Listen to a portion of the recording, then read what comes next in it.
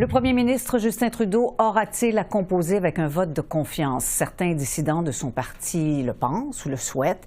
Pourrait-il y avoir prorogation du gouvernement? Cette question se pose aussi, ou déclenchement des élections. Tous ces scénarios semblent tenir la route, alors que pendant ce temps, les travaux de la Chambre sont toujours au point mort. Nous allons poser toutes ces questions et d'autres, évidemment, notamment sur les frictions récentes entre Québec et Ottawa, à celui qui, depuis peu, remplit le rôle de lieutenant du Québec au sein du gouvernement, Jean-Yves Duclos.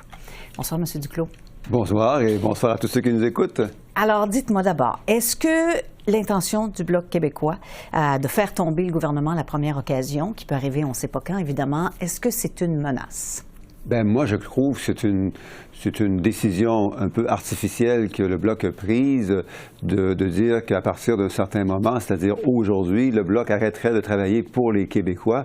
On sait très bien qu'il n'y a pas de date limite à partir de laquelle les députés peuvent dire aux gens qui les ont élus qu'ils arrêtent de travailler pour eux. Ceci étant dit, nos travaux et nos discussions avec le Bloc vont continuer comme ça va être le cas aussi avec le NPD. On ne peut pas, je pense, être pris dans un mode de menace, comme vous l'avez dit, ou d'ultimatum qui nous empêche de faire des bonnes choses pour les Québécois et pour les autres Canadiens. N'empêche que M. Blanchet le dit aujourd'hui, s'il y avait un vote de confiance, il voterait contre.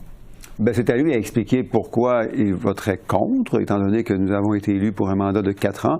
Pourquoi il ne veut pas travailler avec nous? Je pense que beaucoup des gens de son caucus veulent au contraire travailler avec nous parce qu'il y a beaucoup de choses qui sont d'intérêt, comme un projet de gestion de l'offre qui a encore besoin d'un petit peu de temps pour être passé au Sénat. L'aide aux aînés, oui, le Bloc a une idée pour comment aider les aînés. Nous, on pense qu'il y a des idées meilleures, surtout pour aider les aînés les plus vulnérables. Brièvement, le projet de loi du Bloc, ça donnerait à des couples d'aînés qui vont devenir aînés, M. Blanchet et moi, par exemple, un jour, plus d'argent que quelqu'un qui nous écoute, un aîné seul qui a un revenu de 25 000 $ par année pour joindre les deux bouts. Nous, on pense que c'est pas bon, c'est pas correct, on peut faire de meilleures choses pour les aînés et les aînés vulnérables en particulier. Alors, est-ce que c'était prématuré, cette démarche du Bloc? Bien, il faudrait leur poser la question. Nous, on pense que c'est un ultimatum artificiel, qu'au contraire, il faut continuer à travailler pour les Québécois en particulier, qu'on ne peut pas se limiter à, bon, jusqu'à un certain moment, je vais le faire, puis à partir de ce moment-là, je vais baisser les bras et je vais m'allier avec les conservateurs, parce que, soit disant en passant, si M. Blanchet est vraiment sérieux, s'associer avec les conservateurs, s'allier avec eux, c'est pas une bonne chose non plus pour les Québécois. Mais quand même, M. Duclos, entre cette paralysie, cette impasse dans laquelle on semble être du côté du gouvernement, l'ultimatum du Bloc, une dissidence au sein du parti, est-ce que la situation va devenir intenable pour M. Trudeau? Je crois que non. Nous sommes en gouvernement minoritaire depuis déjà 3 ans. On a fait énormément de bonnes choses. Le programme de régime canadien de soins dentaires qui aide 900 000 aînés québécois qui nous écoutent, beaucoup qui nous écoutent présentement. Le programme national d'alimentation scolaire, les soins de garde, les services de garde, 6 milliards de dollars pour le gouvernement du Québec pour créer davantage de places. Les investissements en logement les plus importants depuis 40 ans. Beaucoup de choses qu'on a faites en 3 ans, même si on était en gouvernement minoritaire. Mais quand même, pendant combien de temps le gouvernement va-t-il laisser les conservateurs paralyser la Chambre? Bien là, on verra. Moi, je trouve que ça fait déjà trop longtemps, mais on ne peut pas rien faire tant que le NPD ou le Bloc n'auront pas décidé que c'est suffisant. Les petits jeux politiques du Parti conservateur mènent à, comme vous l'avez dit, un arrêt total des travaux de la Chambre. Ça coûte beaucoup d'argent de faire rouler la Chambre des communes sans que rien ne se passe. Cet argent-là pourrait être utilisé à des usages beaucoup plus intéressants et utiles pour les Québécois et les autres Canadiens.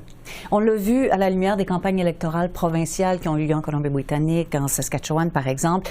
La question de la hausse du coût de la vie a été majeure au cours de ces élections-là. Ça a été un enjeu important.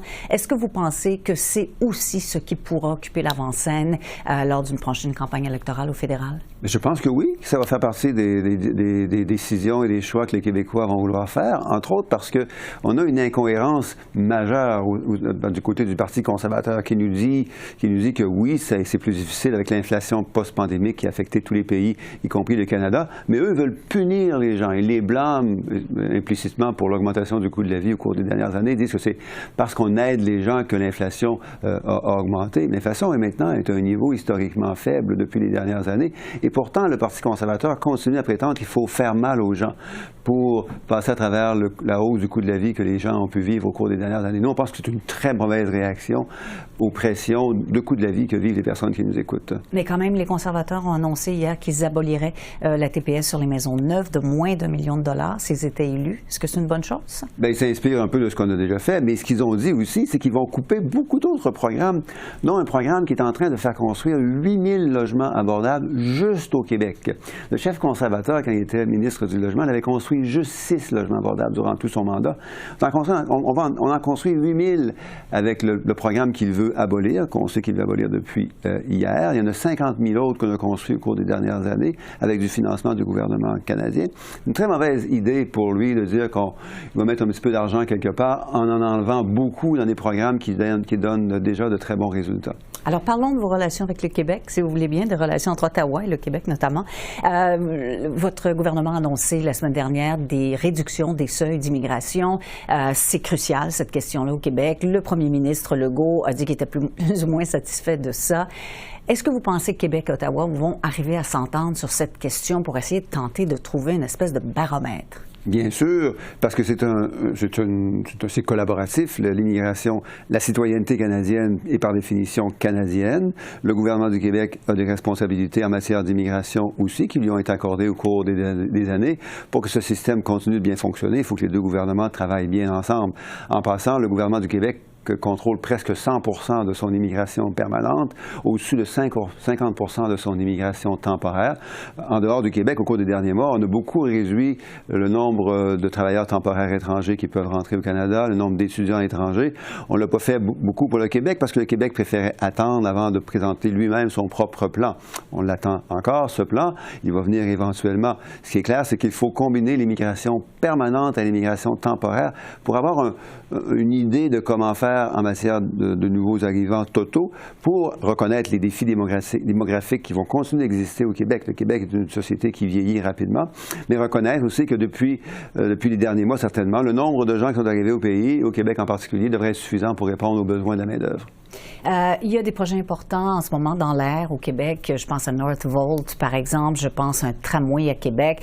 Est-ce que le gouvernement fédéral va finir par s'investir dans ces projets? Mais dans le tramway de Québec, c'est super bon que vous posiez la question.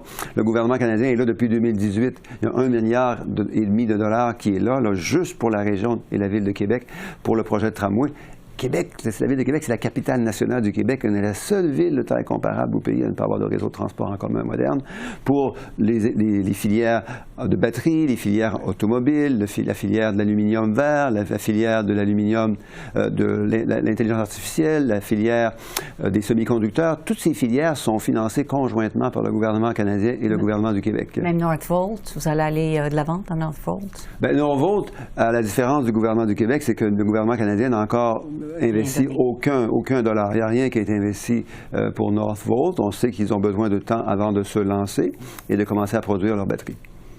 Monsieur Duclos, merci beaucoup d'avoir répondu à nos questions aujourd'hui. Merci de votre gentille invitation et bonne soirée à tout le monde. Vous aussi.